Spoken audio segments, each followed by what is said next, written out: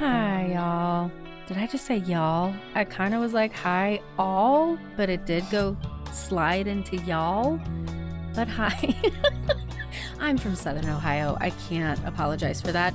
Hello. Welcome to Conversations with a Wounded Healer. I'm your host, Sarah Bueno, and this is a podcast where I have conversations with other people in healing professions about the intersectional journey of healing self while taking care of others. And I have to tell you, when I do these intros, I already think, oh, okay, what do I need to share with people? What am I supposed to advertise today? What do I have to tell you about? And I thought, okay, I'll remind people to post reviews. And so I went and looked to see if there were any new reviews lately. And I started crying, essentially, when I read this review from a listener who I've gotten the chance to meet. And I'm so pleased to have made a friend in her, Naomi. She wrote this amazing review that I'm going to share with you. She said, how is it possible? I don't know how she does it, but Sarah doesn't just talk about healing with healers, but she manifests healing through this podcast. I've been listening for over a year, and this podcast has been essential to my healing as my own therapy has. Her podcast is authentic, powerful, and nurturing. Basically, Sarah in podcast form. It is a must-have on anyone's podcast list. It ain't just for therapists, folks. Tune in, and I believe you will agree. Ugh, Naomi, God, my heart. That is so... It's so sweet. It's so moving. And I tell you, there are days in this profession and just in the world in general, I think, where we can question our worth. We can question, is it making a difference? Is what I say, does it matter? And it's so cool to get feedback when it does. So Naomi, I can't tell you how much that means to me. And for other folks that enjoy the podcast, if you want to write a review too, it might just touch me enough to make me cry and read it on the air. Oh. Okay, crying fest over. I need to introduce you to today's guest because we had an amazing conversation and I'm super excited for you to hear from her. So, Tristan Taormino is an award-winning sex educator, media maker, and speaker. She's the author of 8 books and editor or co-editor of 25 anthologies. She keynotes, lectures, and teaches workshops around the world on sexual pleasure and health and relationships and social justice. She's the host of a podcast called Sex Out Loud, of which I got the pleasure of being a guest, and she's the creator of Sex Educator Bootcamp, a professional training program. She also runs a coaching and consulting business for sexuality professionals. So you're really going to love Tristan just as much as I love her. So please enjoy my conversation with Tristan Taormino. Hello, Tristan Taormino. Welcome to Conversations with a Wounded Healer. Hi, thanks so much for having me. I'm a big fan. So it's really nice to be on the shows that you are a fan and listener of. Oh, I felt the same way when I got to be on your show. Yay! I got to tell you, I just love that smile that you put on your face right now. It makes me very happy to see that. It's genuine. I know. Yeah. I know. I really liked genuine. it. Okay. Just let you know. Okay. So before we digress, we can tell folks how we met. Do you want to tell or you want me to tell? Oh, I'll tell. Please do. Well, so I went to Podcast Movement, which is a big podcast industry conference. And I went sort of blindly. I had submitted a panel with the podcast collective that I'm a part of. And we were rejected, but I had already decided I would go. And I went with a friend of mine who is the host of another podcast. And so when I got there, first of all, I didn't know the scale of it. It's massive. Right, me neither. It's 3,000 people or more, and it's insane. And also, it felt very corporate. Yeah. I still think of the podcast as the zine of the, 2010s or something. And so I was like, okay, I'm here. I have one person that I know. I need to find the cool people. I need to find the weirdos. Right. I need to find the queers. I need to find the offbeat people, my people. And so just going on instinct and doing a basic read of people's personal expression, I walked up to you at a party that was at a bar and just said hi. And we started talking. And as it turns out, we had a lot in common. And I loved you from right off the bat. I was like, oh my God, I've totally found the person. I did it. I found my person. I did it. Yeah, it was good. What if I sidled up to you and you were like, oh, hi, I do a podcast about brides. Or, you know what I mean? Like, just like, Right? I own a bridal shop in Yeah. Oh my God. some state, and I'm just really into bridal culture.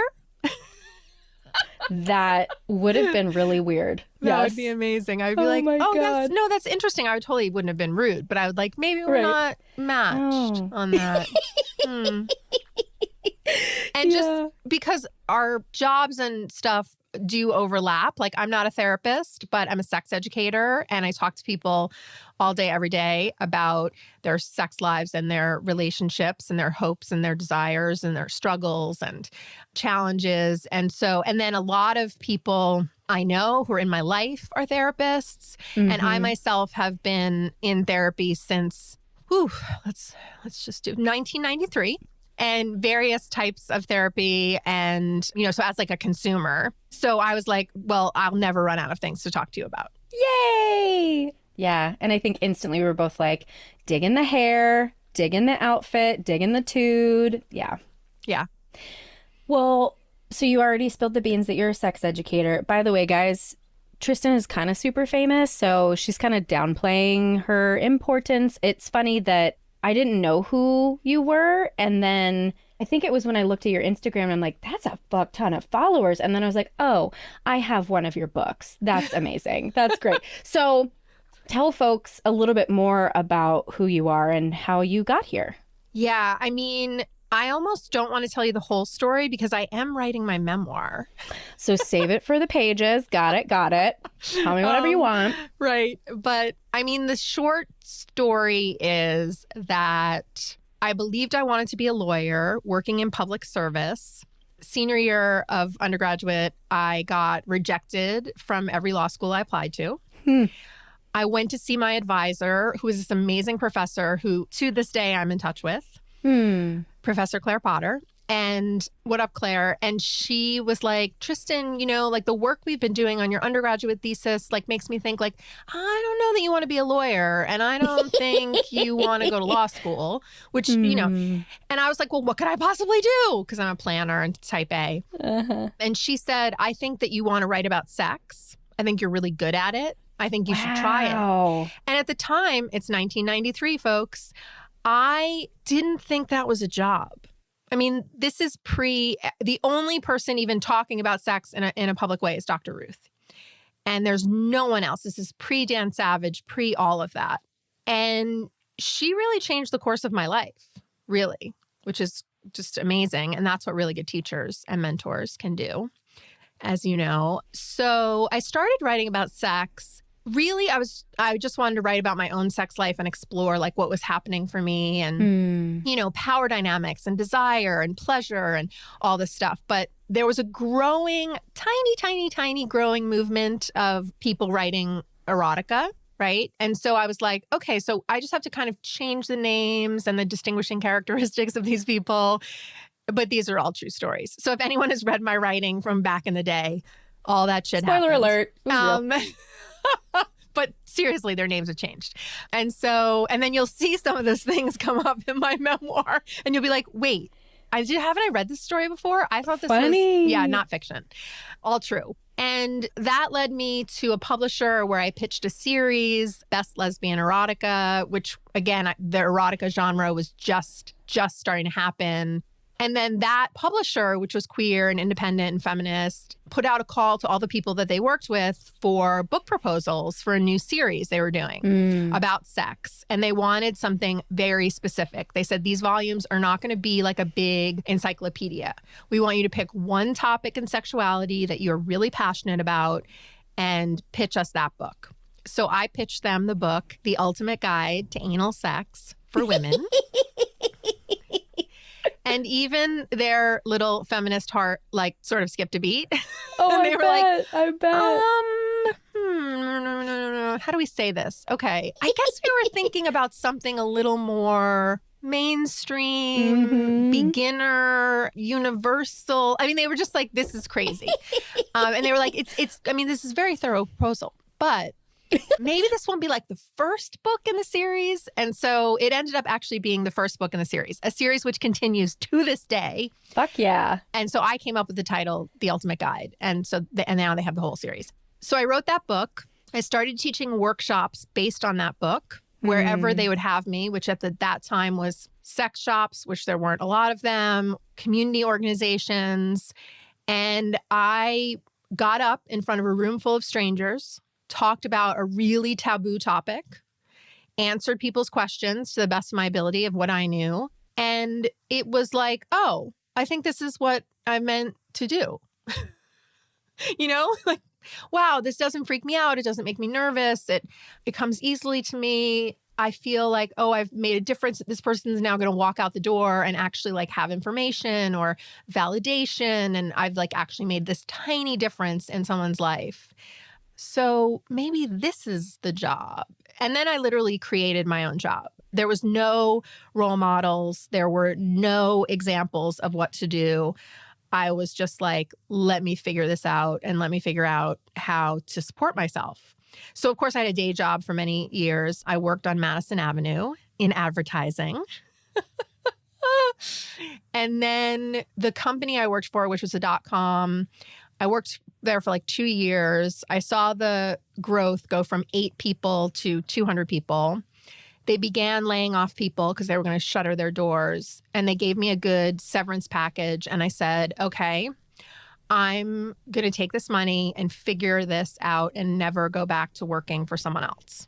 Nice. And here we are. And I'm curious, thinking about, I mean, you're graduating from undergrad and you're thinking about going into law. You're 22 years old. And what was it in your younger years that kind of led you down that path of like, well, of course, I'm going to be a lawyer and I'm going to do this very mainstream thing. What was childhood like for Tristan? Yeah. I mean, it's so funny to do this interview now because I'll say that most times I'm on a podcast, people are like, what are your best tips for polyamory or female orgasms or fantasy role play? Right? Mm-hmm. But this is all about you. And it's interesting because I am right now in the process of digging into my own past in a very deep and profound way. And it's the most terrifying time, but also just the most fascinating to look at it from far away and say, oh, I didn't remember that. Wow, I did that? Oh, interesting. Oh, those people were in my life? Oh, now it's beginning to make sense. So I grew up with a single mom, the only child of a single mom. My parents got divorced before I turned 2 when my dad came out as a gay man and left my mom. And I didn't have contact with my dad for about 6 years. And then one day I was like, hey, what's up with my dad? And my mom was like, oh, I know where he is. You can see him. So I developed a relationship with my dad, which was very, very intense and close. In some ways, I felt like I shared all of my DNA with my father. My mom was like a bit of a mystery to me.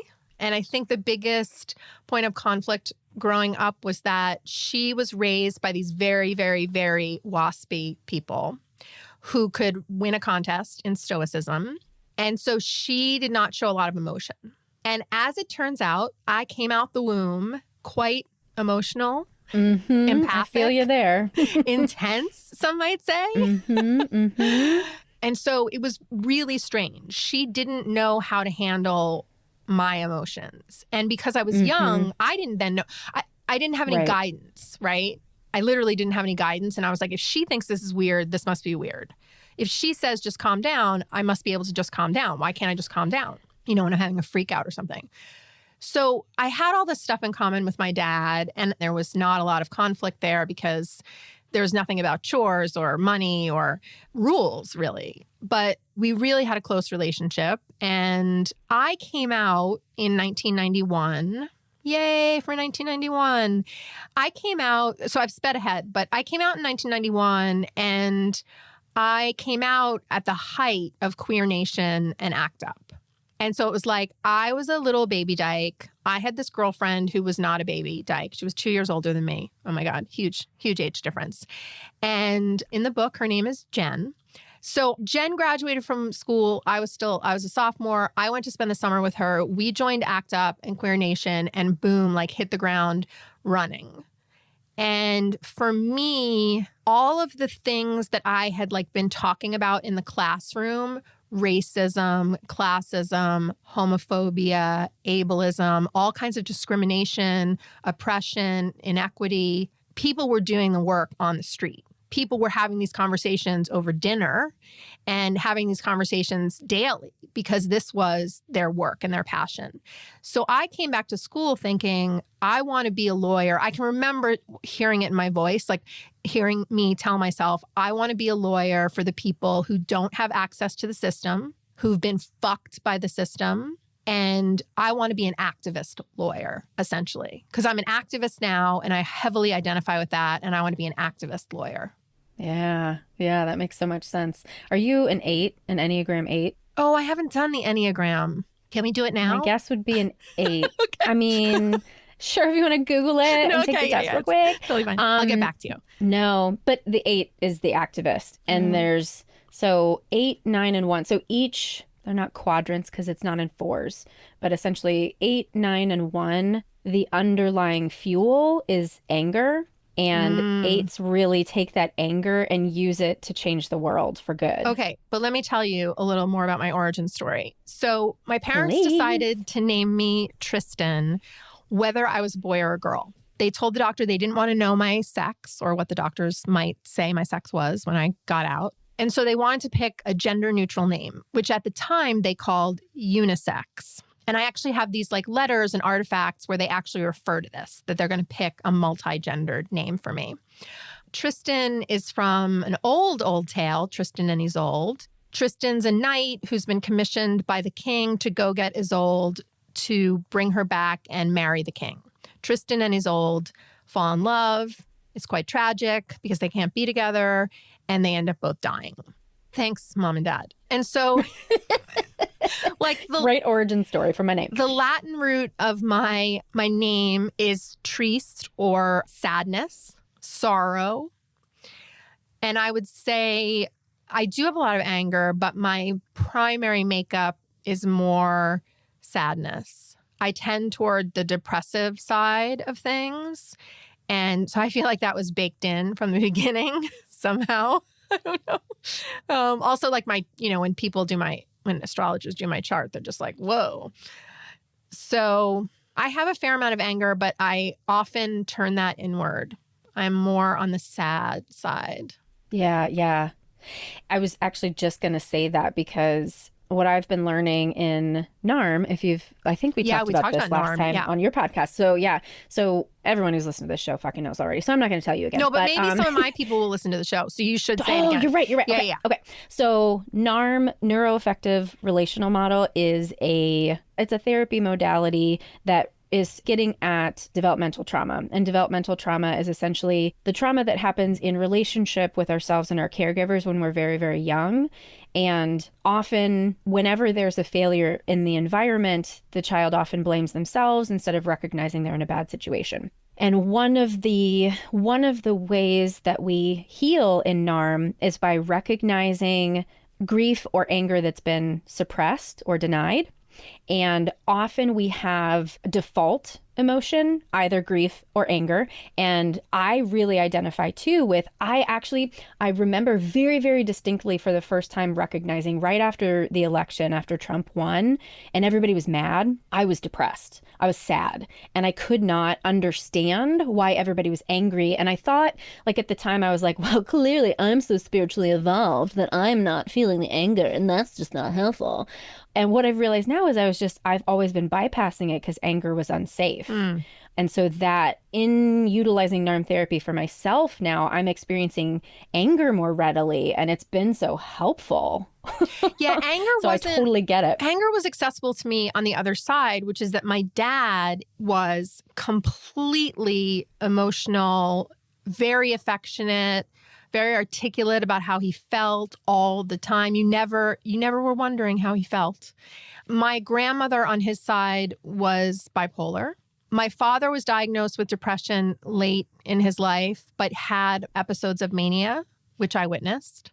And so I witnessed a lot of anger from my dad. And anger to me, it's like this twisted way that your brain works when you're young.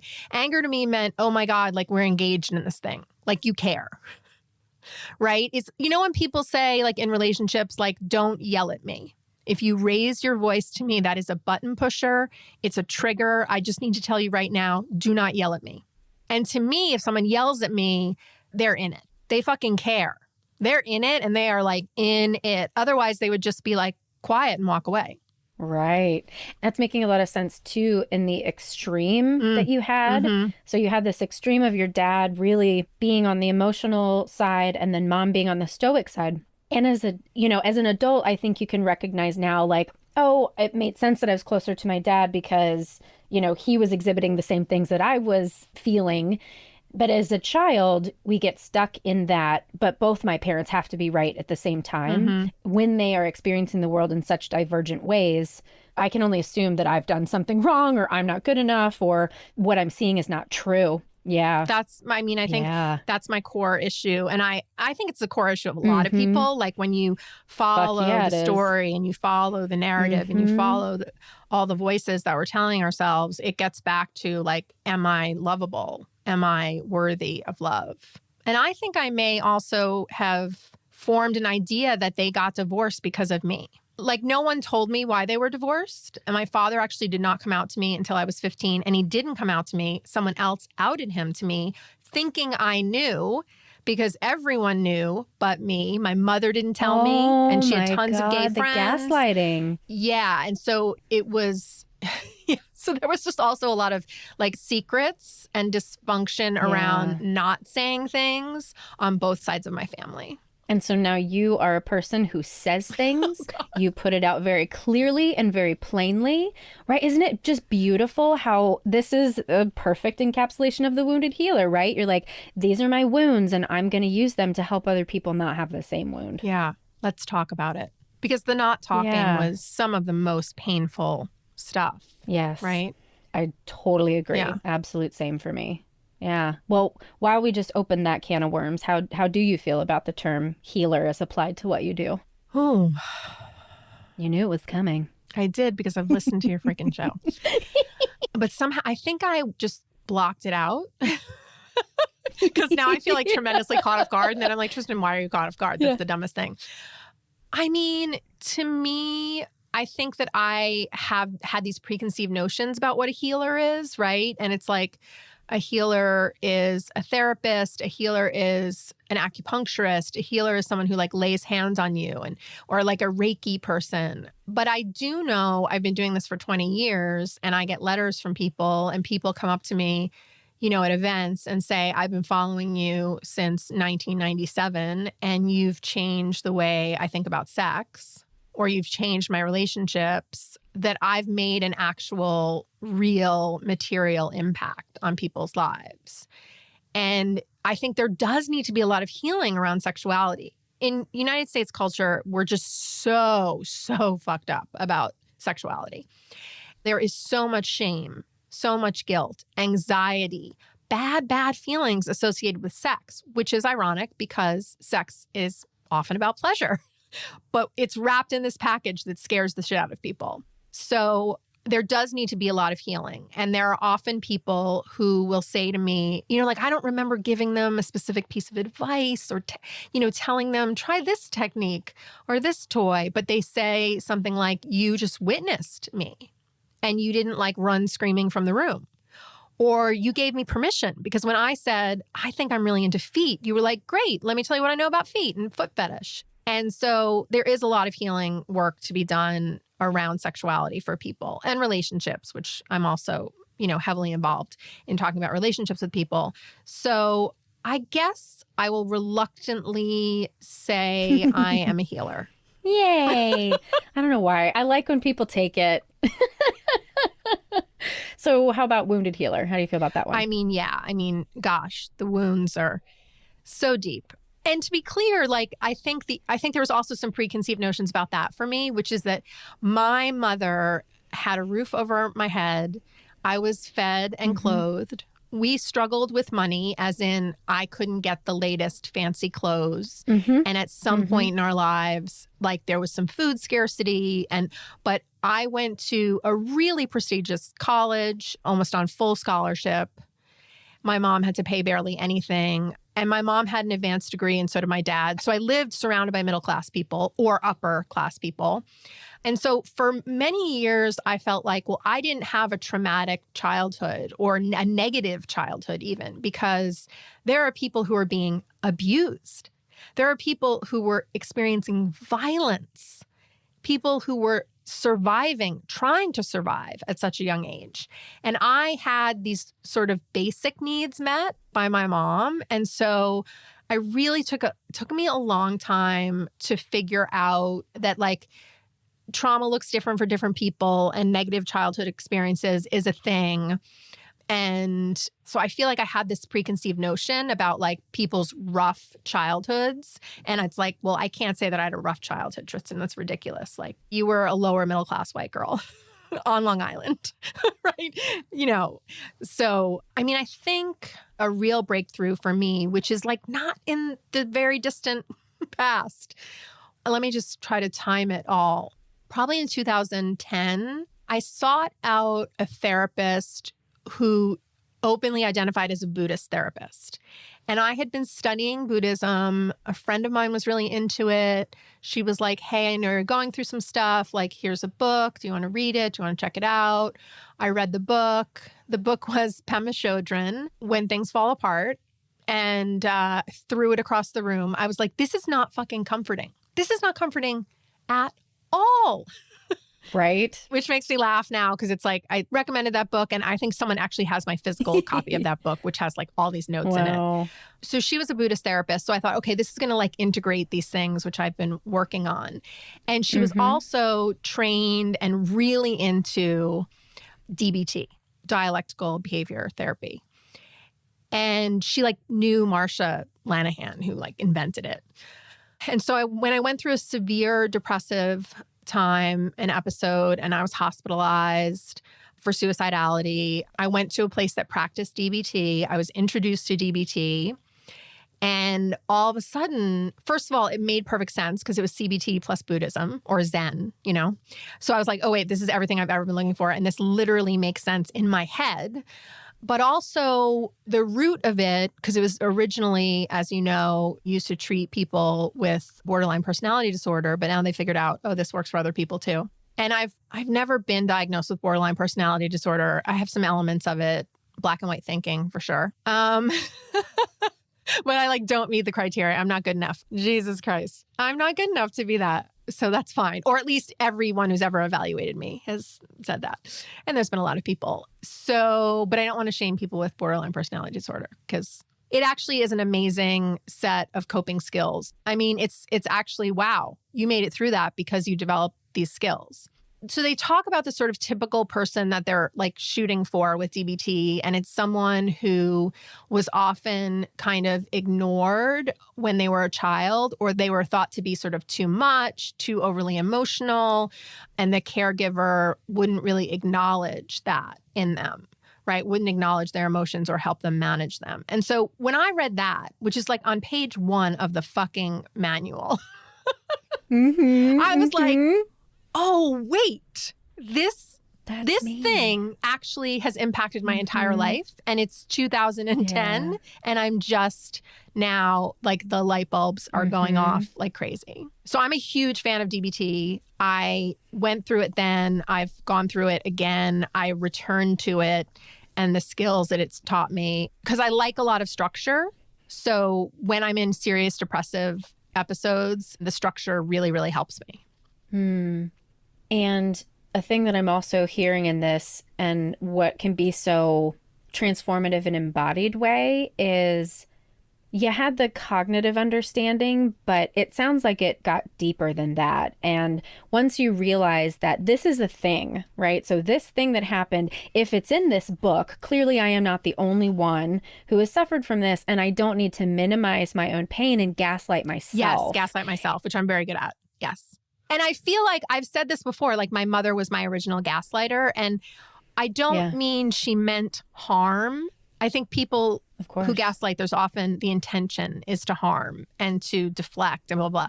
I think my mom did the very best she could. I met the people who raised her. Not a lot of skills there. Not a lot of parenting there. Yeah. So I don't think she did it intentionally, but I was made to believe that my reactions were not right.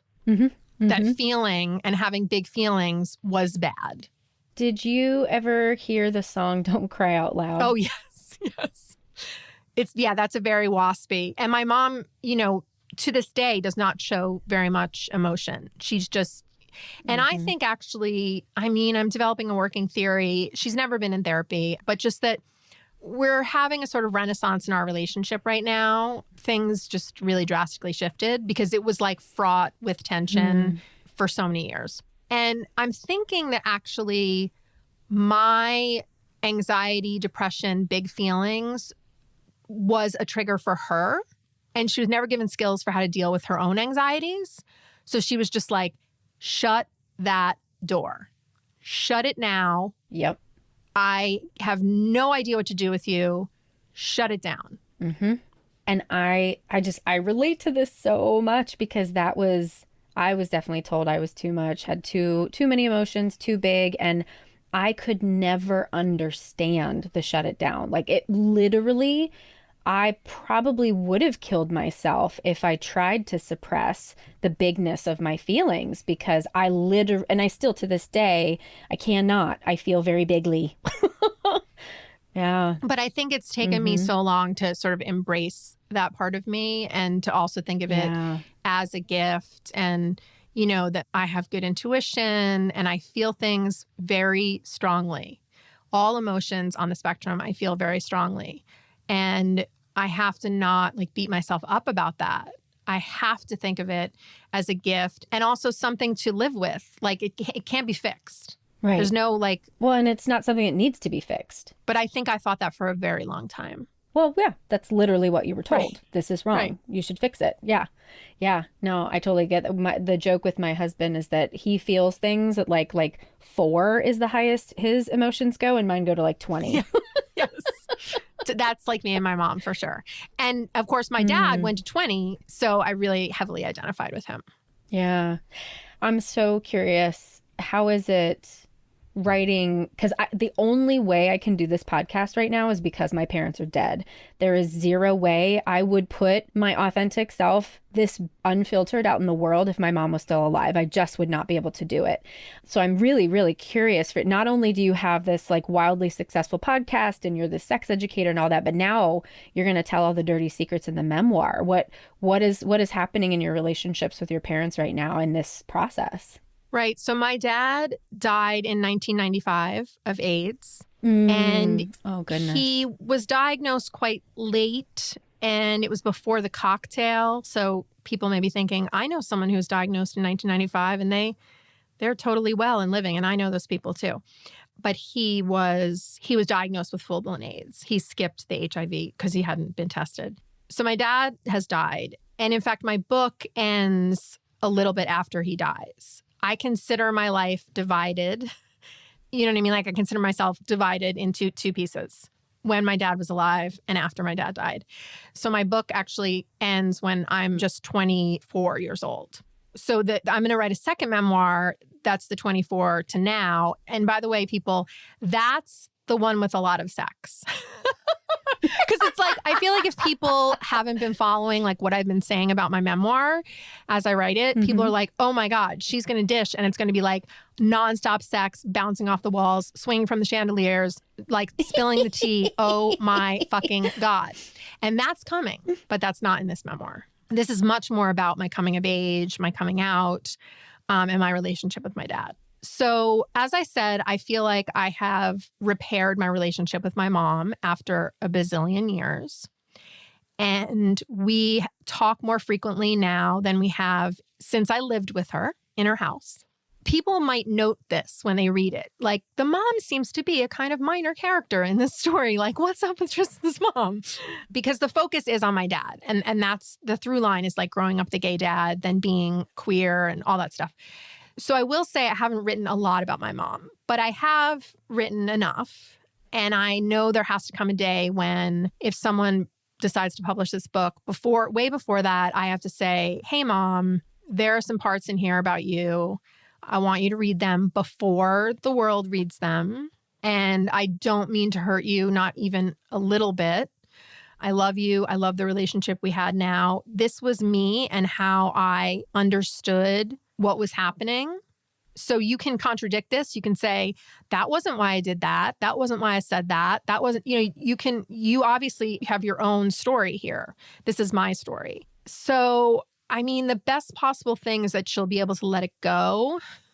Thank God. You know what I mean? That you won't hang on to it, right? Like, and just be like, oh my God, Tristan hates me, which I don't. But I also have this weird feeling that she will say something to me, like she'll read it and she'll be like, well, if that's how you think it happened.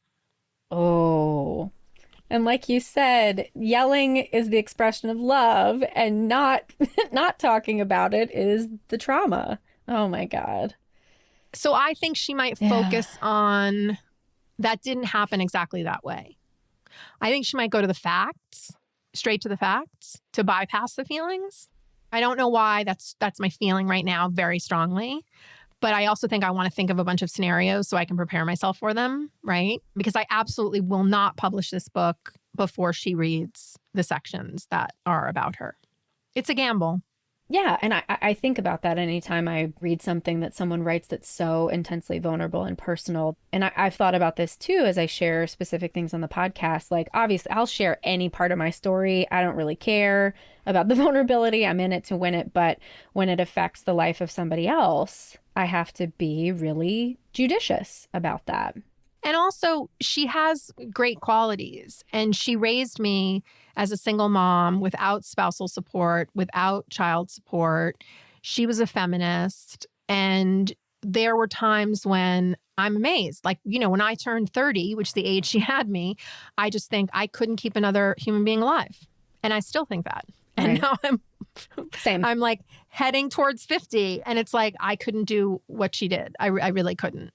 So I don't know that it's like all bad. I feel like I have to acknowledge, and it took me this long to acknowledge that there were things she did and sacrifices she made that I had no awareness of as a child. No awareness that she was spending money on me to have horseback riding lessons, which is like money that we didn't even have.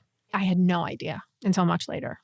I think that's the way for most children and also for most employees. They don't know what their bosses do. Right. There's so much.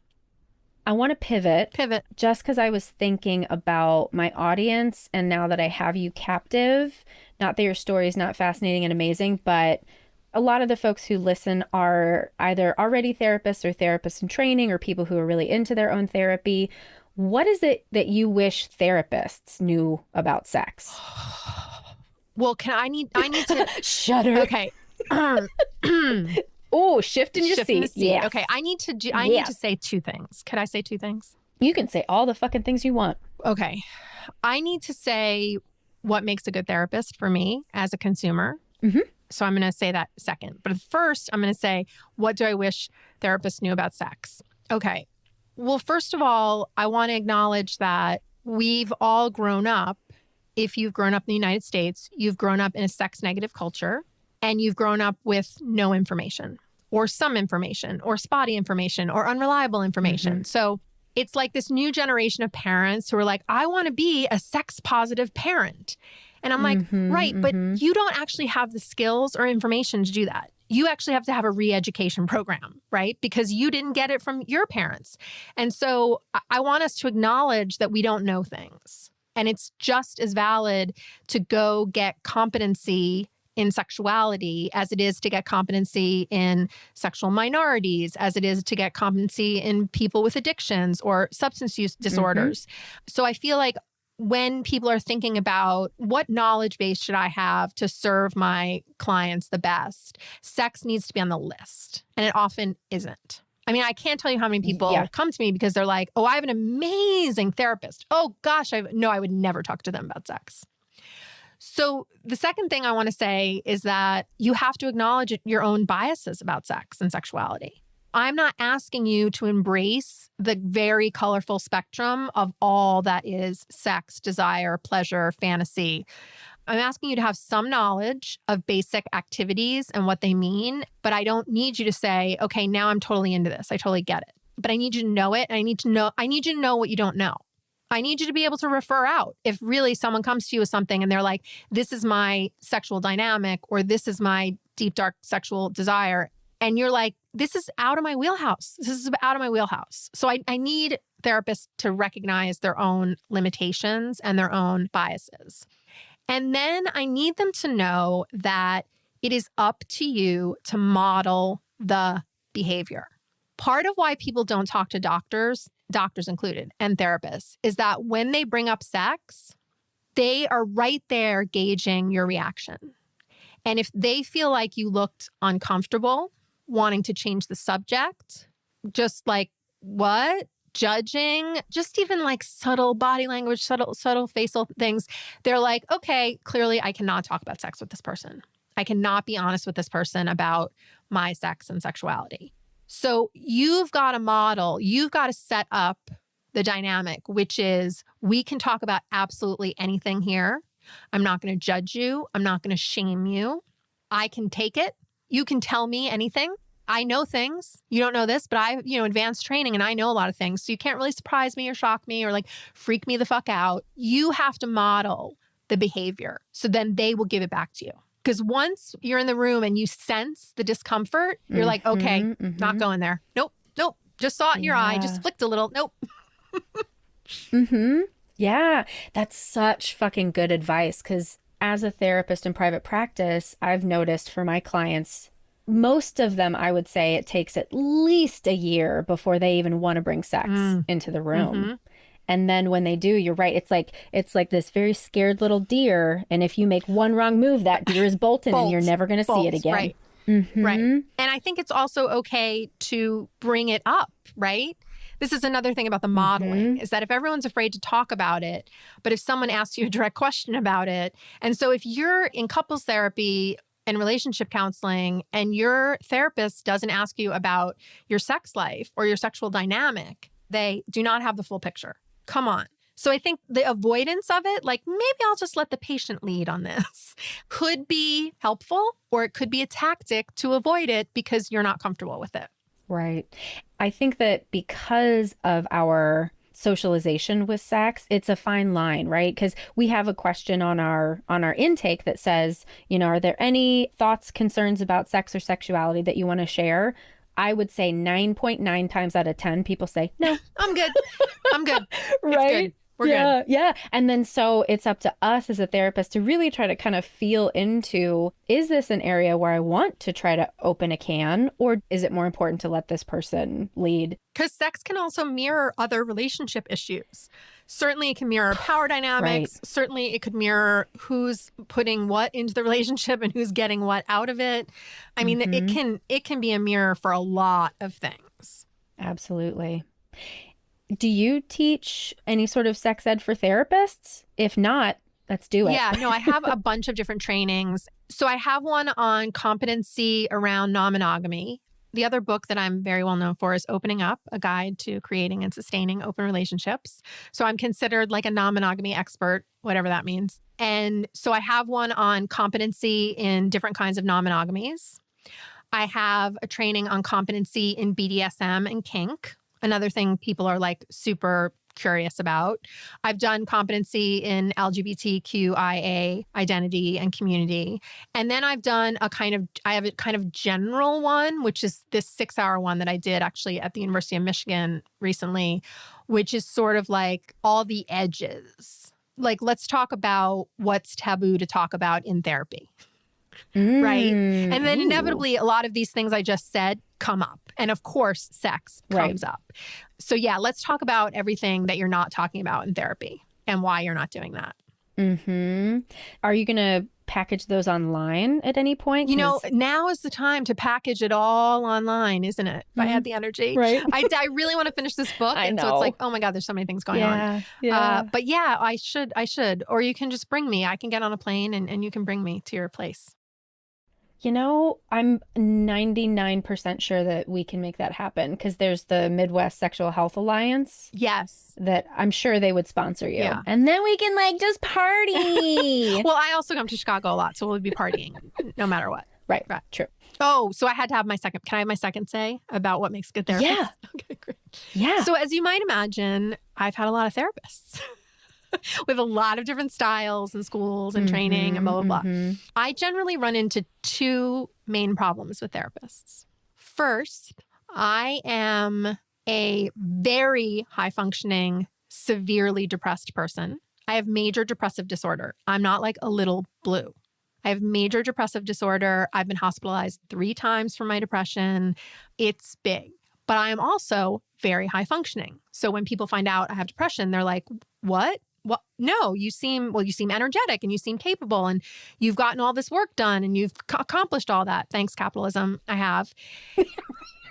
But when my regimen of a combination of medication and therapy is working, it's working for me. It doesn't mean I'm happy all the time. I still have moods, but it's like keeping me functioning. So I come in and people's basic read of me, this is like regular people, friends, lovers, strangers, and therapists, is like, she's got it together. She's fine. Okay. Yeah. And I will take responsibility that I contribute to that image of being like a kick-ass woman who like handles her shit.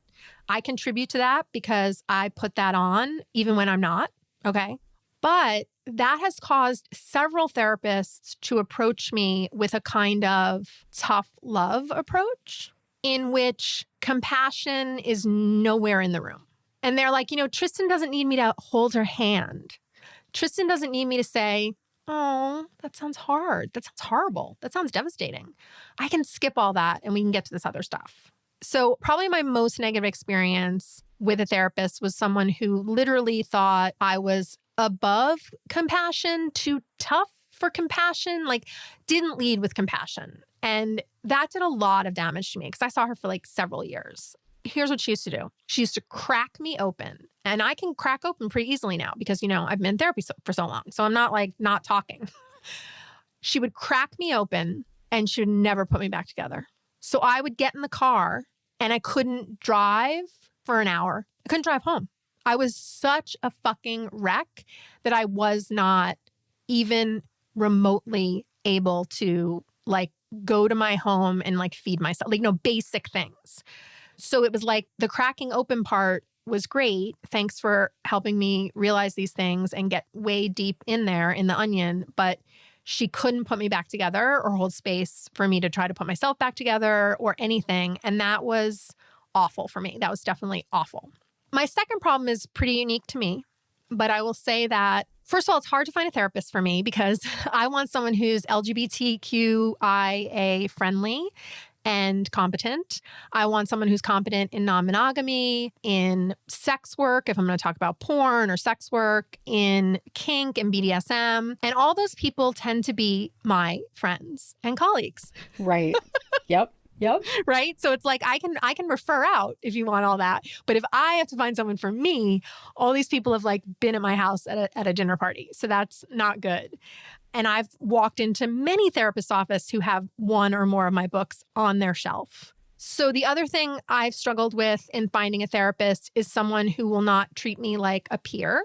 Because again, I feel like when they start to treat me like a peer, like I know things, I know more than the average bear. Of course I do. I want to believe, just like every other client, that I am your most fascinating fucking client you've ever had. That you look forward to our hour together more than anyone else. And that you look fondly back and say, why don't I have anyone as interesting as Tristan? Okay, I have all that, right? I fucking have all that. And I'm competing. I'm competing to be the weirdest, the most complex. To get an A+. Yeah, I'm competing. Yeah. I want the A+. But, of course. But when they begin to make assumptions about sort of what I know or what I don't know, and again, I feel like there's a little slippage. I've felt some slippage in some therapeutic relationships. Like boundary slippage? Yeah. Well, there's still a therapist, one of my therapists who follows me on Facebook, who I blocked, which is just like so fucked up I can't even begin to tell you. But also that was the same person who cracked me open and couldn't put me back together. Okay. So when there starts to be this slippage of peer stuff, that doesn't work for me. Mm-hmm. And in that the feeling I'm sensing into, correct me if I'm wrong, but I'm sensing into a desire to be taken care of. Yes. Because let me tell you, it's hard to be taken care of by the people around me. I have to beg often for help because people are like, I mean, when I had my divorce, which was the second most devastating thing in my entire life, friends I'd known for 15 years sort of rushed in to help my ex and help him grieve. And they literally said to my face, "You'll be fine, Tristan. You're you. You'll be fine." Yeah. So, I mean, yeah, I want it to be a space of insane compassion because I have trouble with self-compassion. And yeah, I want to walk in that space and feel like the leading feeling in that room is compassion. Mm-hmm. And I think too, love. I think so many therapists are afraid to use that word and to let themselves really feel that in the room. But I think that's the way I really try to communicate with my clients. Like, this space is a loving space for you. Mm-hmm. And like, I had a client the other day who was talking about a breakup, and she's judging herself about this breakup. And she's like, the story I'm making up in my head is that you're saying like, get over it already. And I was like, well, do you want to ask me about that? Yeah. Do you want to ask me what I really think? And if I was like, I'm so heartbroken for you, like, you know, XYZ, and there is zero judgment here, right? And when you can ask and receive that love and compassion, I wish that for everyone. Yeah. So I think you can never go wrong with leading with compassion. I think all of us have trouble giving ourselves compassion. And I give people, you know, a wide berth and lots of compassion, way more than I give myself. I mean, it's like it's my thing. Like I just, the judge in my head it's like when people are like, you're self-employed, that must be so amazing. I'm like, well, have you met my boss? Because she's a fucking bitch with high standards. Exactly. My dad said that when I started my practice. He's like, well, congratulations. Now you have the best and worst boss you'll ever have. And it's true. Oh, well, we're coming to the end of the hour, and this has just been so amazing. I love you, and I love you more now. So you get an A+ for this interview. Oh, all I ever wanted was an A+ from a therapist. Right? I can't let it go. Yeah, no, but I think everyone is going to feel into this vulnerability in a really beautiful way. So thank you. Thank you for being you. Thanks. You're so good at talking. Oh, you too. Well, before you go, tell people where to find you. Yeah. My website, which hasn't been updated since forever, is tristantaormino.com. The only part of the website that's updated is the trainings and the workshops and the classes that I teach. So that's like super current. All the other stuff is like needs a little refresh. I have a podcast, which is called Sex Out Loud. I'm celebrating, it will be 8 years in June. And you can find it wherever you find podcasts. So that's exciting. I'm on social media. I do my own social media. I answer my own messages. So I'm at Tristan Taormino across all platforms. There's a guaranteed way to get me to not respond to you. And that is to slide into my DMs and go, hey, what's up? Right? Oh my God. Yeah, not gonna. Nope. I don't even know you. I literally don't know you. So like, I don't know where you're going with this, but like you've picked the wrong. Yeah. I need you to get to the, you need to say something more or I can't possibly engage you. And for some reason that's been happening a lot lately. People are just like in my DMs. Interesting. Just like, how are you? I'm fine. Yeah. Where do you want me to go from here? Right. So my podcast, they can check in with me weekly. And a website and yeah. The podcast is great. So many amazing guests and so informative. So I think one of the places that therapists could go first to learn more about sex and sexuality is your podcast. And it's free, you guys. I've heard this. And then you can just sort of comb through the catalog and be like, oh, this is about dominance and submission. Oh, this is about polyamory. You know, you can just sort of, there's a big back catalog. And I have heard that. And some people have assigned certain episodes in their classes, therapists who teach other therapists. So thank you for that. Yeah. Well, just thanks again for being here. I just appreciate you so much. And there's that smile again. Thanks for having me. So what do you think? Do you love Tristan as much as I do? I bet you do. And if you want to find out more information about her, you can go to our website at www.headhearttherapy.com/podcast. Thanks as always to Andrea Klunder and the Creative Imposter Studios for editing, to Liam O'Donnell for the album art, and to Ben Mueller for our theme music. Until next time, take care of yourselves. Bye-bye.